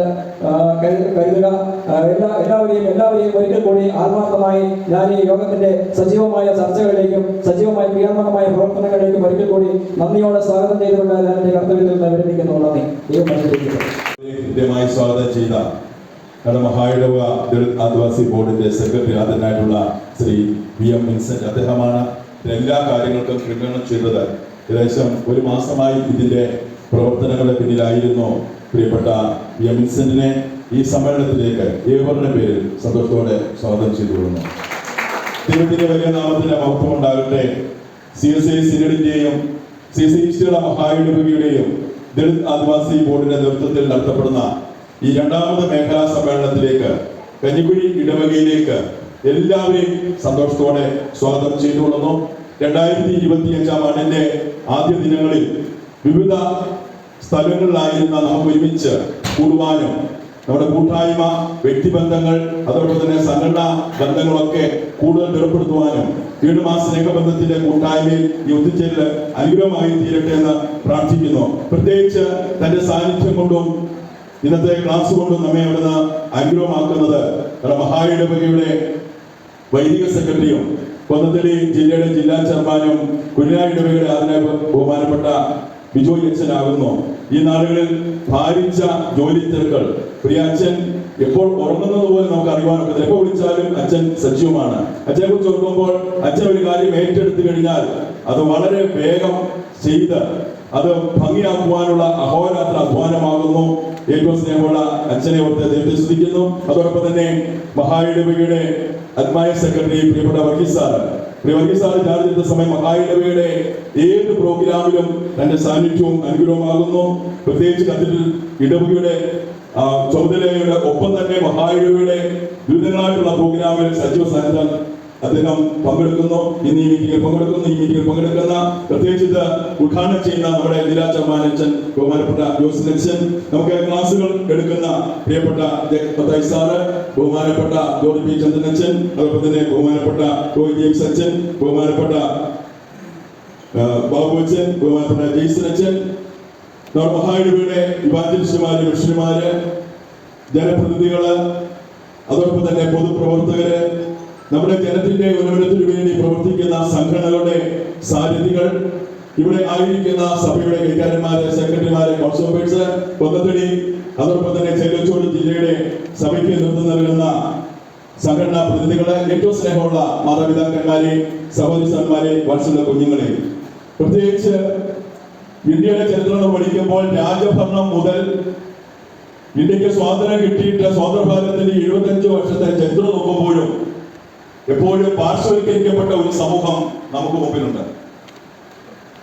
എപ്പോ നോക്കിയാലും ഭാരതത്തിന്റെയും പ്രയാസത്തിന്റെയും ദുരിതത്തിന്റെയും വേദനയുടെയും ചരിത്രത്തിൽ സമൂഹത്തിന്റെ മുഖ്യധാരയിലേക്ക് എത്തുവാൻ കഴിയുമെങ്കിലും ഭരണകൂടം മാറ്റി നിർത്തുന്ന ഒരു ജനഭാഗത്തിന്റെ വേദനയ്ക്ക് വേണ്ടി അഹോരാത്രം അധ്വാനിക്കുന്ന നമ്മുടെ സമൂഹത്തിന്റെ ഉന്നമനത്തിനു വേണ്ടി പ്രവർത്തിക്കുന്ന എല്ലാ സാരഥികളെയും മുക്തകണ്ഠം പ്രശംസിക്കുന്നു. പ്രത്യേകിച്ച് ഈ നാളുകളിൽ ഭരണഘടന പോലും തിരുത്തുവാൻ മുമ്പോട്ട് വരുന്ന ഭരണകൂടത്തെയാണ് നാം കാണുന്നത്. സ്വാർത്ഥ താല്പര്യങ്ങൾക്ക് വേണ്ടി, ചില തൽപര കക്ഷികളുടെ ആവശ്യങ്ങൾക്ക് വേണ്ടി അധികാരത്തിന്റെ ശക്തിയിൽ എന്തു ചെയ്യുവാൻ മടിക്കാത്ത ഈ കാലഘട്ടത്തിൽ ജനമുന്നേറ്റം കൊണ്ട് മാത്രമേ ഇന്നത്തെ നമ്മുടെ സമൂഹത്തിൽ, പാർശ്വവൽക്കരിക്കപ്പെട്ട സമൂഹത്തിന് മുന്നേറ്റം ലഭ്യമാവാൻ സാധിക്കത്തുള്ളൂ. അതുകൊണ്ട് എല്ലാവരും ഒന്നായി നിന്ന് സമൂഹത്തിൽ ഭാരമനുഭവിക്കുന്നവരെ ഉയർത്തുവാൻ, അവരെ മുമ്പതിലേക്ക് കൊണ്ടുവരുവാൻ നമ്മുടെ ഈ സമ്മേളനം അനുഗ്രഹമായി തീരട്ടെ. ധാരാളം പ്രിയപ്പെട്ടവര് ഈ കാര്യത്തെക്കുറിച്ച് സംസാരിക്കുവാനും ഒക്കെ ഉള്ളതുകൊണ്ട് ഞാൻ എന്റെ വാക്കുകൾ ചുരുക്കട്ടെ. ഇത് നമ്മുടെ മഹായിടവയ്ക്ക്, അതോടൊപ്പം തന്നെ കേരള സമൂഹത്തിന്, ഇന്ത്യയിലെ തന്നെ സമൂഹത്തിനെ ഭാരം അനുഭവിക്കുന്നവർക്ക് ഏറ്റവും അനുഗ്രഹമായി തീരട്ടെ എന്ന് പ്രാർത്ഥിക്കുകയും തുടർന്ന് ഒരുമിച്ച് പ്രവർത്തിച്ചുകൊണ്ട് എല്ലാ സംഘടനകളും, ആദിവാസി മേഖലയിൽ പ്രവർത്തിക്കുന്ന എല്ലാ സംഘടനകളും ഒരുമിച്ച് ചേർന്നുകൊണ്ട് ജനത്തിന്റെ മുഖ്യധാരയിലേക്ക് ഉയർത്തുവാനുള്ള പ്രവർത്തനത്തിൽ നമുക്ക് പങ്കുചേരാം. ദൈവം എല്ലാ അനുഗ്രഹം നൽകട്ടെ. തുടർന്നുള്ള പ്രവർത്തനങ്ങൾക്ക് എല്ലാ അനുഗ്രഹങ്ങളും ദൈവം നൽകട്ടെ എന്ന് പ്രാർത്ഥിക്കുകയും ആശംസിക്കുകയും ചെയ്തുകൊണ്ട് നമ്മുടെ രണ്ടാമത് മേഖലാ സമ്മേളനം ഔദ്യോഗികമായി ഉദ്ഘാടനം ചെയ്യുവാൻ ചേലച്ചോട് ജില്ലയുടെ ജില്ലാ ചെയർമാൻ ആദരനായ ബഹുമാനപ്പെട്ട ജോസ് ചാക്കോച്ചനെ ക്ഷണിച്ചുകൊള്ളുന്നു.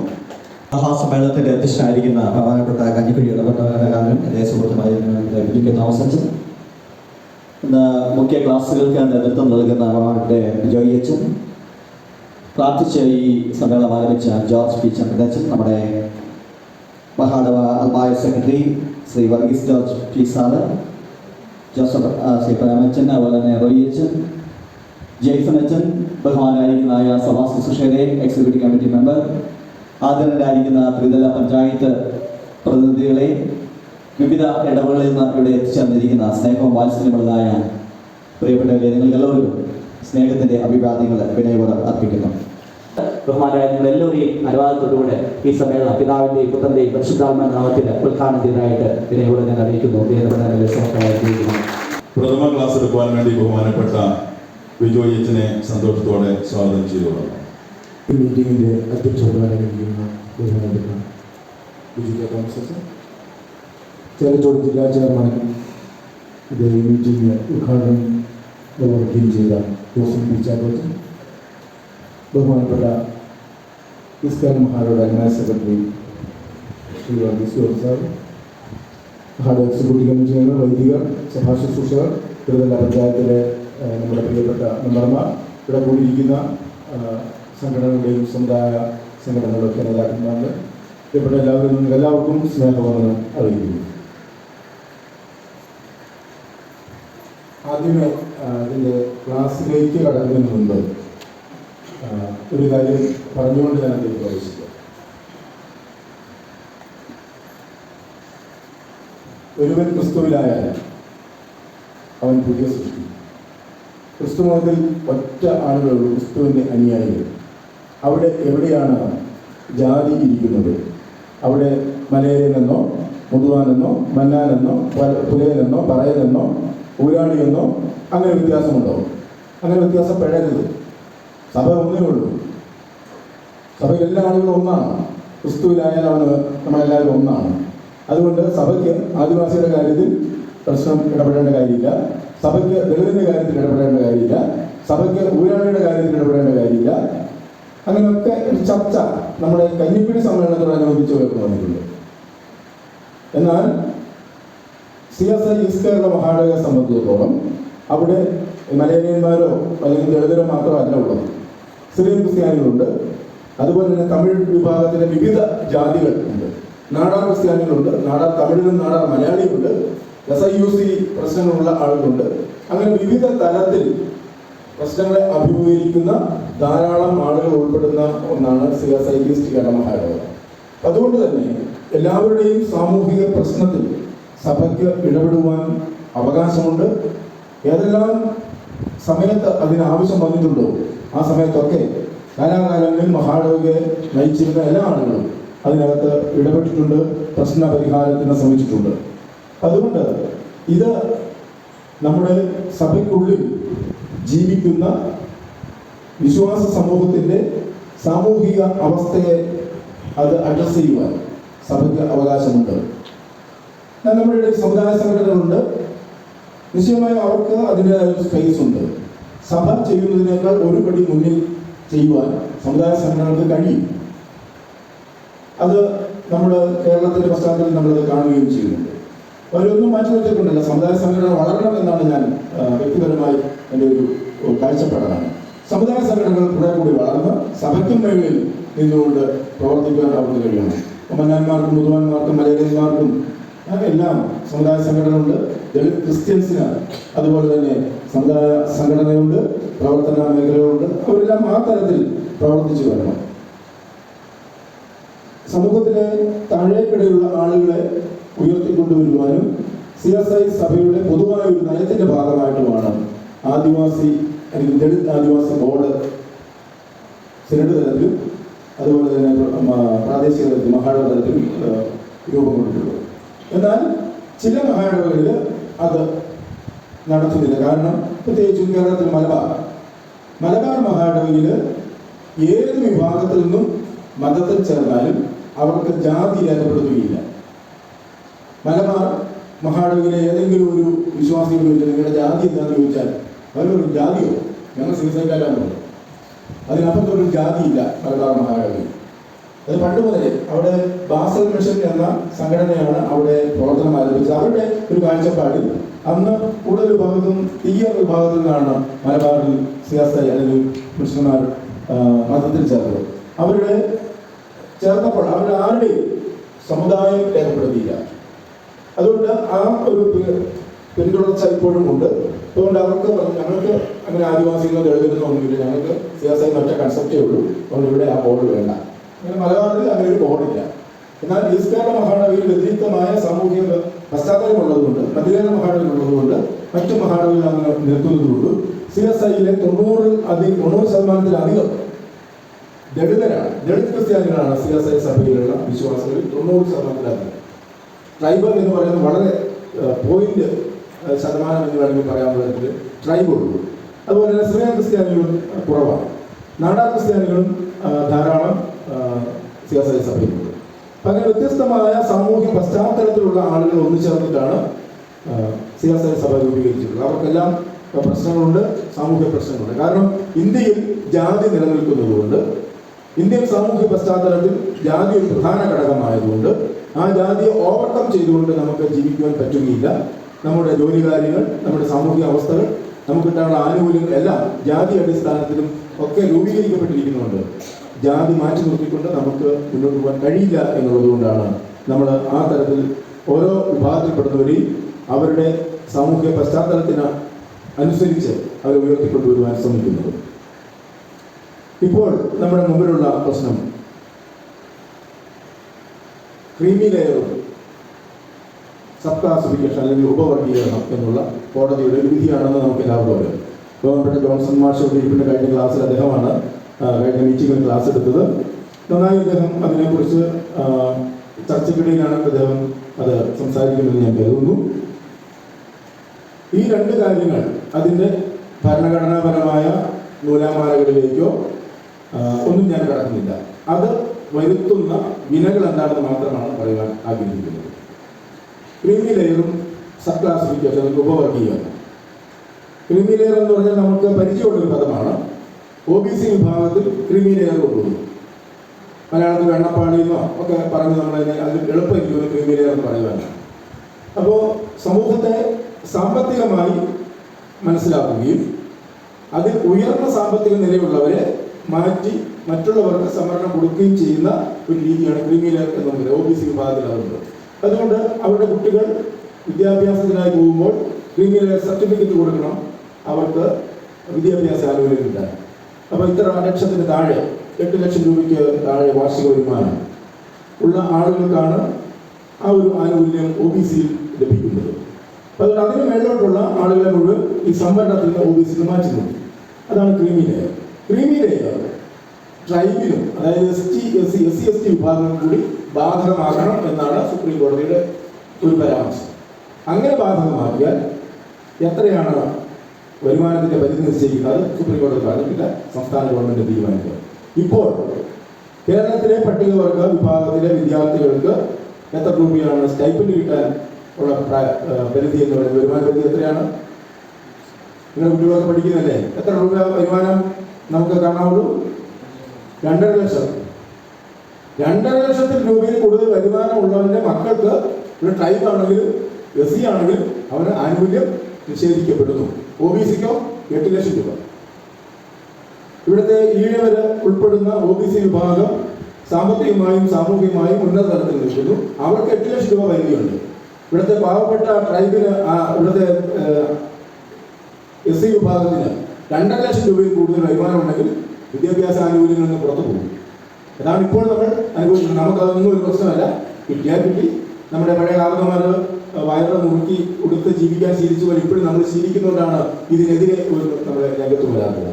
ഇപ്പോൾ ക്രീമി ലെയർ കൊണ്ടുവന്നാൽ ഒരു 5 ലക്ഷം പറയാം, ഒരു 5 ലക്ഷം അല്ലെങ്കിൽ വേണ്ട, ഇപ്പോൾ തന്നെ ഈ 2.5 ലക്ഷം, ഈ 2.5 ലക്ഷം ഒരു പരിധി വെച്ചിട്ട് പറയുകയാണ് ഈ 2.5 ലക്ഷത്തിന് മേളിലോട്ടുള്ള എല്ലാ ട്രൈബൽ വിഭാഗങ്ങളെയും സംവരണത്തിൽ നിന്ന് ഒഴിവാക്കുവാൻ സംസ്ഥാന ഗവൺമെന്റിന് തീരുമാനിക്കാം. അതാണ് സുപ്രീം കോടതി ഉള്ള അശാസ്ത്രീയമായ ഒരു കാര്യം.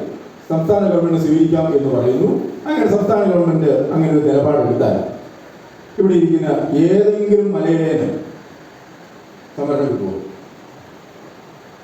ഒറ്റ ഒരാൾക്കും കിട്ടില്ല. കാരണം അവരുടെ എല്ലാം വീട്ടിൽ ഒരു ഉദ്യോഗസ്ഥൻ കാണും. ഇനി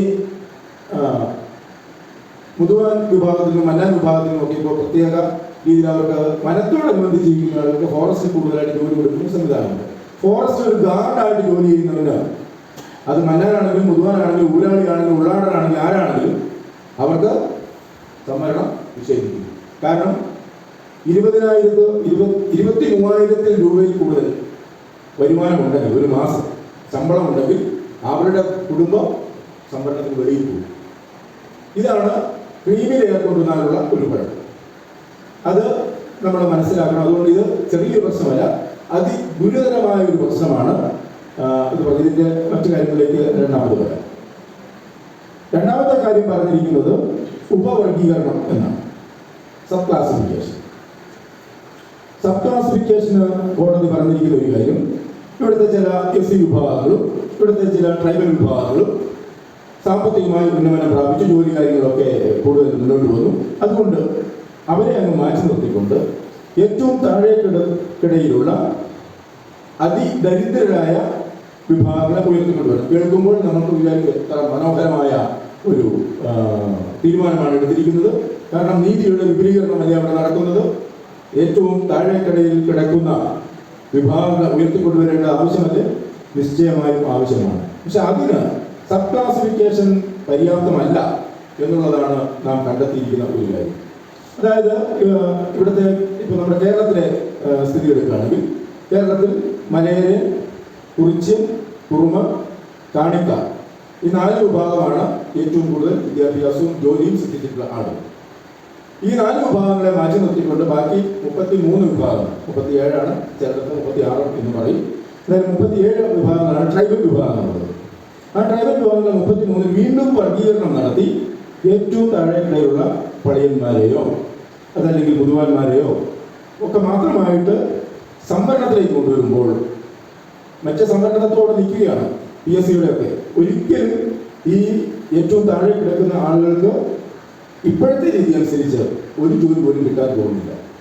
മാത്രമല്ല ഇതിന് ഈ വിഭാഗങ്ങളുടെ ഇടയിൽ വലിയ അന്തഛിദ്രം ഉണ്ടാക്കുവാനും കഴിയും എന്നുള്ളതാണ് സാമൂഹ്യ പഠനങ്ങൾ തെളിയിക്കുന്നത്. അപ്പം അതുകൊണ്ട് ഏറ്റവും താഴെക്കിടയിലുള്ള ആളുകളെ ഉയർത്തിക്കൊണ്ടുവരുന്നതിന് സബ് ക്ലാസിഫിക്കേഷൻ എന്ന് പറയുന്ന കോടതിയുടെ കണ്ടെത്തൽ അപര്യാപ്തമാണ്, തെറ്റാണ്, ഭരണഘടനാ വിരുദ്ധമാണ്, അംബേദ്കറിന്റെ കാഴ്ചപ്പാടുകൾക്ക് എതിരാണ്. ഇതാണ് നമ്മൾ മുന്നോട്ട് വയ്ക്കുന്ന ഭാഗം. താഴേക്കിടയിലുള്ള ഉയർത്തിക്കൊണ്ടുവരുവാൻ ചെയ്യേണ്ട കാര്യങ്ങൾ എന്ന് പറഞ്ഞാൽ അവർക്ക് വിദ്യാഭ്യാസം നൽകുക എന്നുള്ളതാണ്. അതിന് CSIS കേരള മഹാടക നിശ്ചയമായും ചില കാര്യങ്ങൾ ചെയ്യുന്നുണ്ട്. മുതുവാ കുടികളിൽ നിന്ന് കുട്ടികളെ കൊണ്ടുപോയി സൗജന്യമായി പഠിപ്പിച്ച് 1ാം ക്ലാസ് മുതൽ മാസ്റ്റർ ഡിഗ്രി വരെ MA വരെ പഠിപ്പിക്കുവാനുള്ള സംവിധാനത്തിൽ സൗജന്യമായി അത്തരം കുട്ടികളെ മന്നാന്മാരുടെ കുടികളിൽ നിന്നും മുതുവാന്മാരുടെ കുടികളിൽ നിന്നും അത്തരം ആളുകളെ കൊണ്ടുപോയി അവർക്ക് സർക്കാർ ജോലി കിട്ടാൻ തക്ക വിധത്തിൽ അവരെ വളർത്തുകയും ചെയ്യുന്നുണ്ട് CSIS കേരള മഹാനഗര. മറ്റെവിടെയെങ്കിലും അത് ചെയ്യുന്നുണ്ടോ എന്നുള്ളത് അറിയാൻ പാടില്ല. മലബാറിൽ ചില മേഖലകളിൽ ചിലയിടത്ത് ചെയ്യുന്നുണ്ട് എന്നുള്ളത് കവിഞ്ഞ്. എന്നാലും എനിക്ക് തോന്നുന്നില്ല പണിയന്മാരും അതുപോലെ തന്നെ അടിയ വിഭാഗത്തിൽപ്പെടുന്ന ആളുകളൊക്കെ ഇപ്പോഴും പ്രതിസന്ധിയിലാണ്. ഞാൻ അട്ടപ്പാടിയിൽ ദീർഘകാലം പോയും വന്നും അവിടെയെല്ലാം അവരുടെ കുടികളിൽ കയറി ഇരുന്നിട്ടുണ്ട്. ഒരു ദിവസം ഞാൻ അട്ടപ്പാടിയിൽ ചെല്ലുമ്പോൾ അവരെന്നോട് പറഞ്ഞു, നമുക്ക് അവിടെ കുടിയിലാണ് കിടക്കുന്നത്, അവിടെയുള്ള ഭക്ഷണം കഴിഞ്ഞു, ഇന്ന് ചായക്കടയിൽ പോയി ചായ കുടിക്കാൻ പോകും. അപ്പം ഞാൻ അതെന്താ, അല്ലെങ്കിൽ ചായക്കടയിൽ പോയി കുടിക്കാൻ പോയി. അവിടെ പോയി അവരോടൊപ്പം അവർ പൊറോട്ടയും ചായയും സാമ്പാറും അത് കഴിച്ചു. അത് കഴിഞ്ഞ് ഞങ്ങൾ 3-4 കുടികൾ സന്ദർശിക്കുവാനുണ്ട്. പോയി കഴിഞ്ഞപ്പോൾ എൻ്റെ കൂട്ടത്തിലുള്ള ആളുകൾ, ഞാൻ സാധാരണ കൂണ് തിന്നാറുണ്ട്, നമ്മൾ കൂണ് തിന്നാറുണ്ട്. നിലത്ത് മുളച്ചു വരുന്ന മുട്ട പച്ച കൂണ് അവർ പറിച്ച് തിന്നുന്നു. അപ്പം ഞാൻ ചോദിച്ചു, നിങ്ങൾ പച്ചയ്ക്ക് കൂണ് ഞങ്ങൾ വേവിച്ചാണ് തിന്നാറ് എന്ന് പറഞ്ഞു. വിശപ്പിക്കാൻ മേലാഞ്ഞിട്ട് തിന്നുന്നതാണ്. ഞാൻ ചോദിച്ചു, കുടിയിലൊന്നും ഇല്ലേ? 10 ദിവസമായി ആ 25 വീടുള്ള കുടിയിൽ ഒരു വീട്ടിൽ ഒരു മണി അരിയില്ല. സാക്ഷര കേരളത്തിൻ്റെയും അതുപോലെ തന്നെ ആദിവാസി മേന്മ പറയുന്ന കേരളത്തിൽ 1995-96 കാലഘട്ടങ്ങളിൽ സംഭവിച്ച കാര്യങ്ങൾ. അതുപോലെ അവിടുത്തെ വിഭാഗങ്ങളെ അവിടെയാണെങ്കിൽ ലക്ഷക്കണക്കിന് രൂപ ചെലവഴിച്ചായിട്ട് ഗവൺമെന്റ് രേഖയുണ്ട്, എവിടെ പോയി പണം. അപ്പം അത്തരത്തിൽ ഈ ട്രൈബൽ വിഭാഗങ്ങളിലെ താഴേക്കിടയിലുള്ളവരെ ഉയർത്തുന്നതിന് വേണ്ടിയുള്ള ധാരാളം പദ്ധതികളിലൂടെ നടത്തിയിട്ടുണ്ട്. പക്ഷെ ഒന്നുപോലും അവർക്ക് ഗുണകരമായി ഭവിച്ചിട്ടില്ല. മാത്രമല്ല ഈ 2 കാര്യങ്ങളിൽ ഇപ്പോൾ ചില ആളുകളൊക്കെ ഇതിനകത്ത് അനുകൂല നിലപാട് എടുക്കുന്നുണ്ട്. സബ് ക്ലാസിഫിക്കേഷൻ ആവശ്യമാണ്, അതുപോലെ തന്നെ ക്രീമി ലെയർ ആവശ്യമാണ്, ഇങ്ങനെ താഴെക്കിടയിലുള്ള ആളുകളെ ഉയർത്തിക്കൊണ്ടുവരാൻ പറ്റുള്ളൂ. ശ്രീ ഗീതാനന്ദൻ ചോദിച്ചൊരു ചോദ്യമുണ്ട്. കഴിഞ്ഞ 30 വർഷമായി ഈ പറയുന്ന സമുദായ നേതാക്കന്മാരോ ഈ പറയുന്ന രാഷ്ട്രീയ നേതാക്കന്മാരോ ആദിവാസികളുടെ ഭൂമി പ്രശ്നത്തിനോ ആദിവാസികളുടെ ഏതെങ്കിലും ഒരു പ്രശ്നത്തിനോ ഇവരെ ആരും ഒരു പ്ലാറ്റ്ഫോമിൽ കണ്ടിട്ടില്ല. ആദിവാസി ഏകോപന സമിതി, അതിനുശേഷം ഗോത്ര മഹാസഭയും ദളിതൈക്യ സമിതിയിലൊക്കെ ദീർഘകാലം പ്രവർത്തിച്ചൊരു പാരമ്പര്യമുള്ളതുകൊണ്ട് കൂടിയാണ് ഞാൻ പറയുന്നത്. ഈ പറയുന്ന ആരെയും ഞാൻ കണ്ടിട്ടില്ല ഇവിടെയൊന്നും. അവർക്കൊന്നും ഒരു പ്രശ്നമല്ല. നമ്മൾ അടിസ്ഥാനപരമായ കാര്യങ്ങൾക്ക് വേണ്ടി നിലകൊള്ളുമ്പോൾ അത്തരം ആളുകളൊന്നും അതിൽ പങ്കെടുത്ത് കണ്ടിട്ടില്ല. ഇപ്പോൾ അവർ പറയുന്നത് സബ് ക്ലാസിഫിക്കേഷൻ ആവശ്യമാണ്, അത് കോടതി പറഞ്ഞിരിക്കുന്നത് ശരിയാണെന്ന് പറയുന്ന 1-2 ഗ്രൂപ്പുകളുണ്ട്. നമ്മുടെ ഇന്ത്യയെ സംബന്ധിച്ച് കേരളത്തിലെ മാത്രം സ്ഥിതിയല്ല, പൊതുവായ സുപ്രീം കോടതിയുടെ വിധി ആയതുകൊണ്ട് ഇന്ത്യയിലെ ആകമാനം ഇതിന് ഒരു വേരോട്ടമുണ്ട്. നമുക്ക് 1800ഓളം ഗ്രൂപ്പുകളാണ് SC ST വിഭാഗങ്ങളുള്ളത് ഇന്ത്യയിൽ. 1100ഓളം SC വിഭാഗങ്ങൾ, പട്ടികജാതിയിൽപ്പെടുന്ന വിഭാഗങ്ങൾ ഇന്ത്യയിൽ ആകമാനം നോക്കുകയാണ് 1100. പട്ടിക വർഗക്കാർ 700 വിഭാഗങ്ങളുണ്ട്, കേരളത്തിൽ 37. അപ്പോൾ ആ തരത്തിലുള്ള അത് പല ചെറിയ ജാതികളുണ്ട്. ചോളനായ്ക്കന്മാർ എന്ന് പറയുന്ന വിഭാഗമുണ്ട്. അത് വളരെ കുറച്ച് 10-25 പേര് ആ ഗ്രൂപ്പിൽ അവർ വനത്തിൽ താമസിക്കുന്ന ആളുകളാണ്. പക്ഷെ അവരെയൊക്കെ ഇപ്പോൾ കൊണ്ടുവന്ന് പുറത്തു കൊണ്ടുവന്ന് ജോലി കൊടുക്കുകയും ചില കാര്യങ്ങളൊക്കെ ഗവൺമെൻറ് ചെയ്തിട്ടുണ്ട്. അപ്പോൾ അവർക്ക് വിദ്യാഭ്യാസം സിദ്ധിക്കാൻ അവരുടെ സ്വതസിദ്ധമായ രീതിയിൽ അവർ തയ്യാറാണ്. അപ്പോൾ അതുപോലെയുള്ള വിഭാഗങ്ങളെ എല്ലാവരെയും കൂടി ഒന്നിച്ച് കണ്ടുകൊണ്ടായിരുന്നു സംവരണത്തിൻ്റെ ഒരു രീതി മുന്നോട്ട് പോയിക്കൊണ്ടിരുന്നത്. അപ്പം അതുകൊണ്ട് ആ തരത്തിൽ നമുക്ക് ഇവരെ ആദിവാസികളെയോ പട്ടികജാതിക്കാരെയോ വേർതിരിച്ച് കാണുവാൻ കഴിയില്ല എന്നുള്ള ഒരു കാഴ്ചപ്പാടിൻ്റെ അടിസ്ഥാനത്തിലാണ് സംവരണം നിലനിന്നിരുന്നത്. ഇത് മാത്രമല്ല, വിദ്യാഭ്യാസത്തിനും സാമൂഹ്യ ഉന്നതിക്കും ഒക്കെ വേണ്ടിയാണ് സംവരണം നിലനിന്നത്. ഇവിടെ ബഹുമാനപ്പെട്ട ജോസൻ അച്ഛൻ സൂചിപ്പിച്ചതുപോലെ തന്നെ SCക്കും STക്കും 2 കാറ്റഗറിയിലാണ് സംവരണം ഏർപ്പെടുന്നത്. ഒന്ന്, പ്രാദേശികമായ വളരെ പിന്നോക്ക അവസ്ഥയിലുള്ള സ്ഥലത്തും ഗോത്ര വിഭാഗങ്ങൾ താമസിക്കുകയും അവർ എത്തിപ്പെടാനാവാത്ത ഒരു ഭൂമിയുടെ പരിധിയിലൊക്കെ താമസിച്ചിരുന്നുകൊണ്ട് ആ ഗോത്ര വിഭാഗത്തിൻ്റെ തനത് സംസ്കാരം ഒക്കെ നിലനിർത്തിക്കൊണ്ട് മുന്നോട്ട് പോകാൻ അവർക്ക് സംവരണം കൊടുത്തു. അടിമ വിഭാഗത്തിൽ അല്ലെങ്കിൽ അസ്പൃശ്യത, അതാണ് SCയുടെ അടിസ്ഥാനപരമായ സംവരണത്തിനുള്ള കാരണം. തൊട്ടുകൂടാൻ വയ്യാത്തത് വാൽമീകി വിഭാഗങ്ങളും അതുപോലെ തന്നെ മറ്റു വിഭാഗങ്ങളെയൊക്കെ ഇപ്പോഴും ഉത്തരേന്ത്യയിൽ മാറ്റി നിർത്തിയിട്ടുണ്ട്. എന്തിന് തമിഴ്നാട്ടിൽ ഇപ്പോഴും ദളിതന് നടക്കാൻ പറ്റാത്ത തെരുവീതികളുണ്ട്, റോഡുകളുണ്ട്. മൂങ്കലാറിൽ ഞാൻ മൂങ്കലാറിൽ 1 വർഷം ജോലി ചെയ്തതാണ്. അവിടെ ഞാനൊരു വീട്ടിൽ താമസിച്ചു. അദ്ദേഹത്തോട് ഞാൻ നാട്ടിൽ പോകുന്നില്ല, അവിടെ എൻ്റെ തമിഴ്നാട്ടിൽ ഇപ്പം വളരെ സൗകര്യമുണ്ടല്ലോ, അവിടെ ജീവിച്ചുകൂടെന്ന് ചോദിച്ചു. അദ്ദേഹം ഞാൻ പോകത്തില്ലല്ലോ. എന്നാ കാര്യം? എനിക്കവിടെ ചെരുപ്പിട്ടുകൊണ്ട് നടക്കാൻ മേലച്ചാന്ന് പറഞ്ഞു. ഞാൻ എൻ്റെ വീട്ടിൽ പോകണമെങ്കിൽ ചെരുപ്പ് ഒരു കൈ പിടിക്കണം, എന്നിട്ട് നഗ്നപാതനായിട്ട് വേണം ആ റോഡിൽ കൂടെ നടന്നു പോകാൻ. എൻ്റെ കയ്യിൽ എനിക്ക് വാച്ച് കെട്ടാൻ പറ്റത്തില്ല. വാച്ച് കെട്ടിക്കൊണ്ട് അതിനുപോലെ അമ്മ അടി തരും. ഞാനെന്തിനാ അങ്ങനെ പോകുന്നു? ഞാനിവിടെ കേരളത്തിൽ എനിക്ക് സുഖമായിട്ട് ജീവിക്കാൻ വയ്യേ. ഇപ്പോഴും തമിഴ്നാട്ടിൽ അങ്ങനത്തെ പ്രശ്നങ്ങൾ നിലനിൽക്കുന്ന ഇടമുണ്ട്. അസ്പൃശ്യതയാണ് SC വിഭാഗത്തിന് തൊട്ടുകൂടായ്മ ആണ് അവർക്ക് സംവരണമുള്ള പ്രത്യേകതായി വേർതിരിക്കാനുള്ള ഒരു കാര്യം.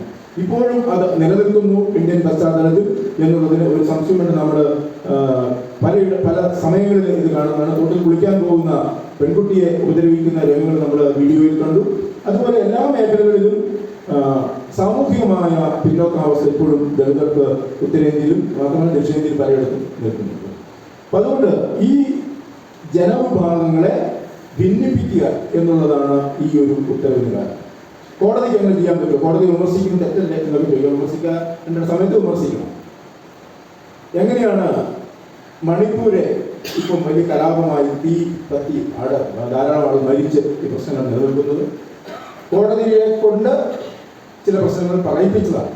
കേരളത്തിലെ ഗോത്രജനവിഭാഗം അമലേയന്മാരുടെ പ്രശ്നത്തിൽ ഉണ്ടായ വിധിയിൽ അദ്ദേഹം എഴുതിയിരുന്നു, ജഡ്ജി എഴുതിയിരുന്നു, ഒരു ക്രിസ്തുവിനായ പുതിയ സൃഷ്ടിയാണ്. അതുകൊണ്ട് ഇവര് ഈ മലയോര ഹിന്ദു വിഭാഗത്തിൽ നിന്ന് ക്രിസ്ത്യാനിയായപ്പോൾ അവർക്ക് സംവരണം നഷ്ടപ്പെട്ടാൽ പുതിയ സൃഷ്ടിയാണ്, ക്രിസ്ത്യാനിയാണ് കൊടുക്കേണ്ട എന്ന് പറഞ്ഞുകൊണ്ടാണ് ഹൈക്കോടതിയുടെ ഒരു ജഡ്ജ്മെന്റിൽ PV കൃഷ്ണൻകുട്ടി പേര് പറഞ്ഞു അദ്ദേഹം എഴുതിയ. അതിനെതിരെയാണ് നമ്മൾ സുപ്രീം കോടതിയിൽ പോയത്, ഗവൺമെന്റ് സുപ്രീം കോടതിയിൽ പോയത്. നമ്മളതിനെ കക്ഷി ചേർന്നു. അങ്ങനെയാണ് മാസം ഉണ്ടാകുന്നതിൻ്റെ കാരണം അതാണ്. ഏതെങ്കിലും ഒരു വിഭാഗത്തെ പട്ടികവർഗ ലിസ്റ്റിൽ ഉൾപ്പെടുത്തണമെങ്കിൽ പാർലമെന്റിന് മാത്രമേ അതിന് അധികാരമുള്ളൂ. ഇന്ത്യൻ പാർലമെന്റിന് മാത്രം. അത് പട്ടികയിൽ മാറ്റം വരുത്തണമെങ്കിലോ ഉൾപ്പെടുത്തണമെങ്കിലോ പിന്തള്ളണമെങ്കിലോ ഏത് കാര്യത്തിലും ഇന്ത്യൻ പാർലമെന്റിന് മാത്രം അധികാരമുള്ള ഒരു ഇടത്ത്. കേരളത്തിൽ കാണുന്ന കുറച്ച് ആളുകളെ നമ്മൾ കാണുന്നുള്ളൂ ട്രൈബൽ വിഭാഗത്തിൽ. എന്നാൽ പഞ്ചാബിലും അതുപോലെ തന്നെ ആന്ധ്രയിൽ, പ്രത്യേകിച്ച് ആന്ധ്രാപ്രദേശത്തുള്ള ഏതാണ്ട് 35-40 ലക്ഷം വരുന്ന ആളുകൾ, 60 ലക്ഷം ആളുകളോളം വരുന്ന ഒരു വിഭാഗമാണ് മാദിഗ എന്ന് പറയുന്ന വിഭാഗം. ഈ സുപ്രീം കോടതിയിലെ കേസിന് ആസ്പദമായിട്ട് വന്ന് അവരുടെ മാദിഗ വിഭാഗങ്ങൾ തമ്മിലുള്ള പ്രശ്നങ്ങളാണ്. ഇതിൽ ആർക്കാണ് കൂടുതൽ സംവരണം വേണ്ടത് എന്നുള്ളതിനെ കുറിച്ച് തർക്കമുണ്ടാകുകയും ആ തർക്കത്തിൽ രാഷ്ട്രീയ കക്ഷികൾ ഇടപെടുകയും 2 വിഭാഗങ്ങളുടെ കൂടെയും വോട്ടിനു വേണ്ടി അവർ നിലപാടെടുക്കുകയും ചെയ്ത് അങ്ങനെ അവരെ ഇങ്ങനെ പ്രോത്സാഹിപ്പിച്ചുകൊണ്ട് വന്നു. അവസാനം അത് കേസ് ഹൈക്കോടതിയിലായി. ഹൈക്കോടതി ഒരു വിധി പ്രഖ്യാപിച്ചു. അതിനെതിരെ സുപ്രീം കോടതി പോയി 5 ബെഞ്ച് ഇവരുടെ ഇതിന് പ്രതികൂലമായി സംഭവങ്ങൾ ചെയ്തു. അതിന് അവസാനമാണ് 7 ബെഞ്ചിലേക്ക് ഈ വിധി വരുന്നത്. കമ്മ്യൂണിറ്റികളുടെ 1-2 കമ്മ്യൂണിറ്റികളുടെ പ്രശ്നങ്ങൾ കൊണ്ടാണ് സുപ്രീം കോടതി ഇതിനകത്ത് ഇടപെട്ടത്.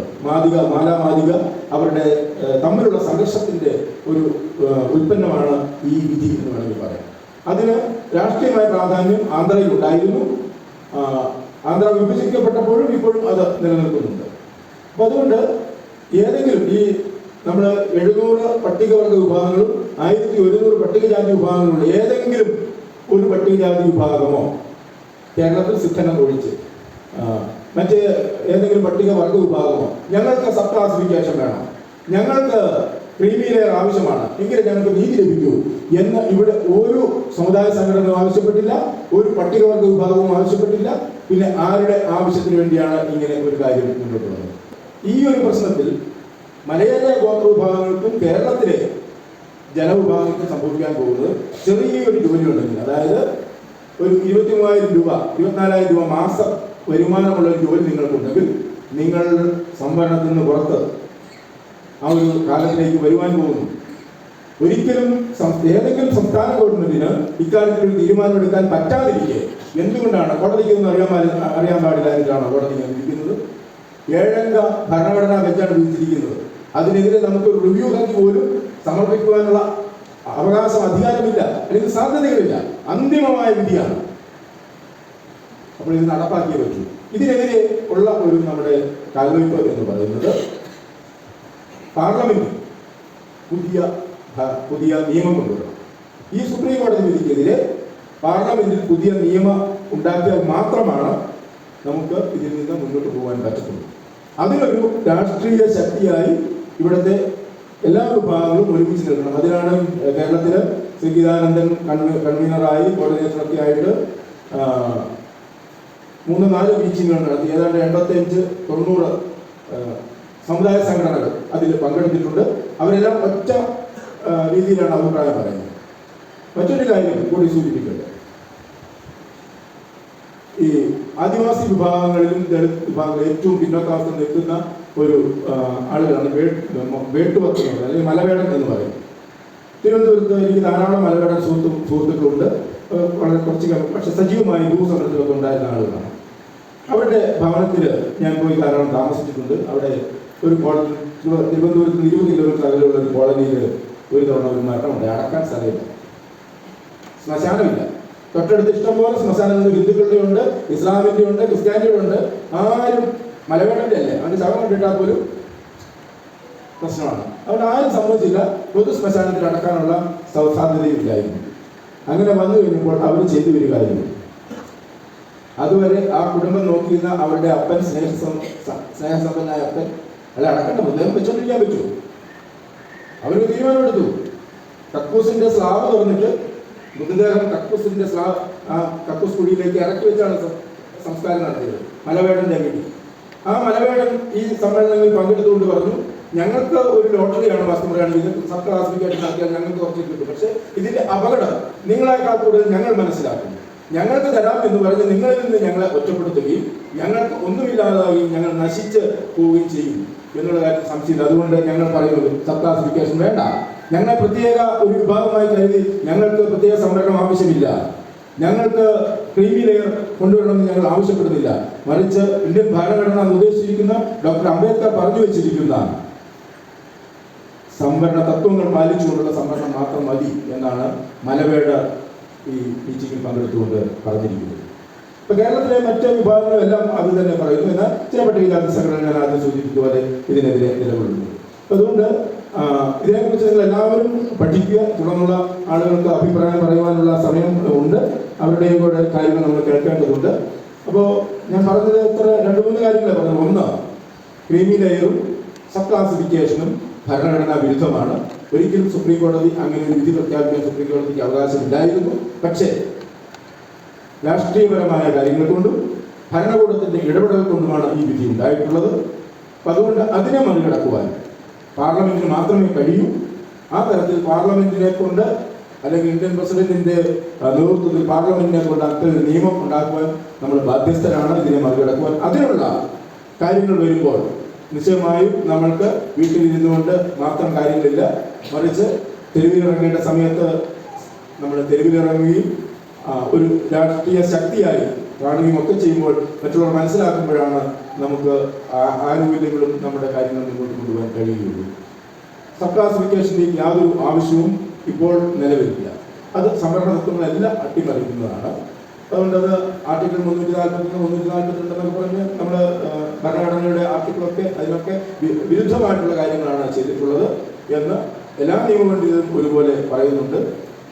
അപ്പം അതുകൊണ്ട് ഈ ഒരു കാര്യത്തിന് ഇപ്പോൾ വന്നിരിക്കുന്ന ഈ കോടതി വിധി, അത് കോടതി വിധി ആയതുകൊണ്ട് അതിനെ നമുക്ക് സുപ്രീം കോടതിയുടെ ഫുൾ ബെഞ്ച് വിധിച്ചതായതുകൊണ്ടും അതിനെതിരെ നമുക്ക് നിയമപരമായ മറ്റൊരു ഘടകത്തെ സമീപിക്കുവാനില്ല.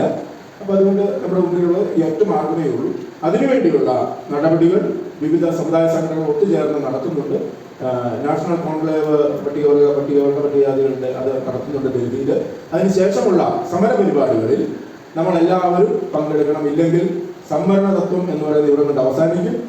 നാളെ ഭൂമിയില്ലാതെ പെൻഷൻ കിട്ടുന്ന ആൾക്ക് പോലും സംവരണം കിട്ടുകയില്ല, അവരുടെ കുടുംബത്തിലുള്ള കുട്ടികൾക്ക് പോലും. അപ്പോൾ നാളത്തെ തലമുറയെ, നമ്മുടെ ജീവിത രീതിയെ ഒക്കെ ബാധിക്കുന്ന ഒരു പ്രശ്നമാണ്.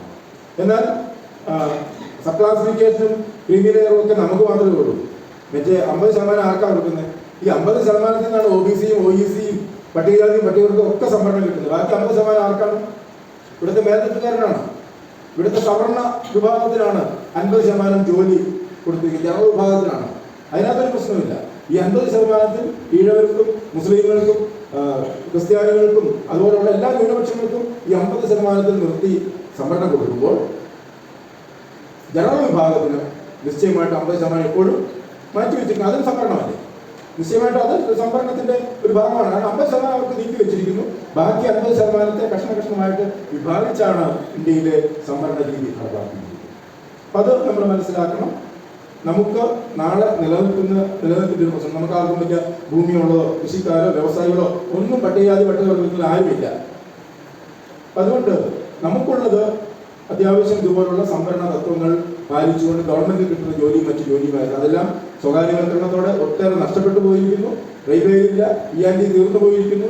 ബാങ്കുകളിൽ കുറച്ച് ജോലിയുണ്ട്, പോലീസിൽ കുറച്ച് ജോലി കിട്ടുമായിരിക്കും. അങ്ങനെയൊക്കെയുള്ള ഇതിലേക്ക് മാറി ബാക്കി മുഴുവൻ സ്വകാര്യവൽക്കരിച്ചുകൊണ്ട് അവിടെ കഴിവുള്ളവനെ മാത്രം ഏറ്റെടുക്കുന്ന, ജോലി കൊടുക്കുന്ന ഒരു രീതിയിലേക്ക് വന്നിരിക്കുന്നു. അപ്പം അതുകൊണ്ട് നമ്മുടെ ഭാവിയുടെ ഒരു പ്രശ്നമാണ്. ഇതിനെ നന്നായി മനസ്സിലാക്കുകയും സമുദായ സംഘടനകൾ ചേർന്നുള്ള സംയുക്ത സമരസമിതി തീരുമാനമെടുക്കുമ്പോൾ അതിൽ ഭാഗമാക്കാവുകയും അതിൽ അണിചേരുകയും, അതിനകത്ത് കോൺഗ്രസ് എന്നോ CPM എന്നോ ഒന്നും ഒരു രാഷ്ട്രീയം നമ്മൾ കാണേണ്ട കാര്യമില്ല. മറിച്ച് ഇത് ഗോത്ര ജനതയുടെ SC ST വിഭാഗങ്ങളുടെ മുന്നോട്ടുള്ള പ്രയാണത്തിനും ജീവിതത്തിനും തടസ്സമായ ഒരു കാര്യമാണ് എന്ന് മനസ്സിലാക്കുക. അതിന് നമുക്ക് അവസരം വരുമ്പോൾ അതിനെതിരെ പ്രതികരിക്കുകയും ആ സമരത്തിൽ പങ്കാളികളാകുകയും ചെയ്ത് നമ്മുടെ അവകാശങ്ങൾ നിലനിർത്തുവാൻ നമുക്ക് കഴിയണം. ദളിത് ക്രിസ്ത്യൻസിന്റെ കാര്യം ഞാൻ സൂചിപ്പിക്കാതിരുന്ന ബഹുമാനപ്പെട്ട ജേക്കബ് മാത്യു സാർ ഉള്ളതുകൊണ്ടാണ് അദ്ദേഹം ആ പേപ്പർ അവിടെ അവതരിപ്പിക്കും. ദളിത് ക്രിസ്ത്യൻസിന്റെ പ്രശ്നം കൊണ്ടാണ് ഞാൻ സൂചിപ്പിക്കാതിരുന്നത്, ആവർത്തനത്തിന്റെ കാര്യം. അപ്പോൾ ഇതാണ് പറയുവാനുള്ളത്. ബാക്കി ബഹുമാനപ്പെട്ട ജോൺസൺ മാഷ് ഉൾപ്പെടെയുള്ള ആളുകൾ ഇതിനെക്കുറിച്ച് കൂടുതലായി പഠിച്ചിട്ടുള്ള ആളുകൾ ഇവിടെ ഉണ്ട് എന്ന് എനിക്കറിയാം. നമ്മുടെ പൊതുവായ ചർച്ചകളിൽ ഈ കാര്യങ്ങൾ എന്തെങ്കിലും സംശയമുണ്ട് അവരെ കൂടെ കൂട്ടി നമുക്കത് മനസ്സിലാക്കാറുണ്ട്. Thank you.